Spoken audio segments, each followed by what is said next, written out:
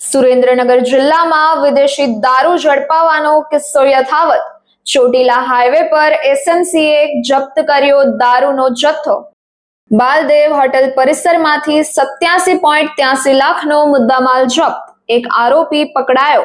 ચોટીલા નજીક state monitoring cell દ્વારા મોટી કાર્યવાહી કરવામાં આવી છે।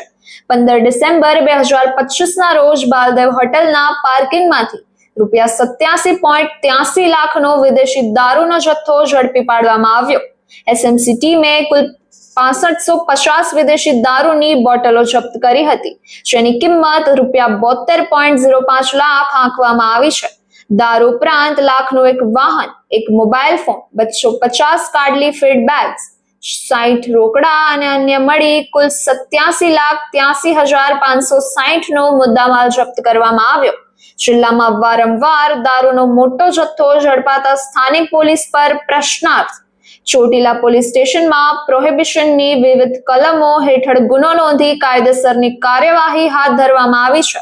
આ રેડ એસએમસીના પીએસઆઈ આરબી વાણિયાર દ્વારા કરવામાં આવી હતી અને વધુ તપાસ ચાલુ છે। વધુ સમાચાર માટે જોતા રહો ભારત ટાઈમ્સ ન્યૂઝ। સુરેન્દ્રનગર જિલ્લાની વાત કરવામાં આવે તો પોતાના કામ પ્રત્યેની નિષ્ઠા અને પ્રમાણિકતા તરીકે જાણીતા આઈપીએસ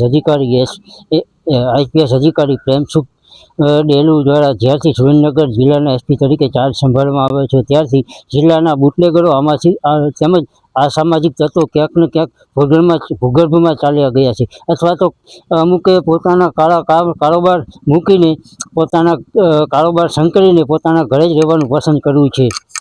ત્યારે તેની સાથે સાથે જિલ્લા પ્રશાસન એલસીબી પછી એસઓજી દ્વારા જિલ્લામાં પ્રશંસનીય કામગીરી કરવામાં આવી રહી છે, પરંતુ ક્યાંક ને ક્યાંક જિલ્લાના સ્થાનિક પોલીસ સ્ટેશનોમાં મોટા પ્રમાણમાં 25-30 દિવસની અંદર દારૂનો જથ્થો ઝડપાતા ક્યાંક ને ક્યાંક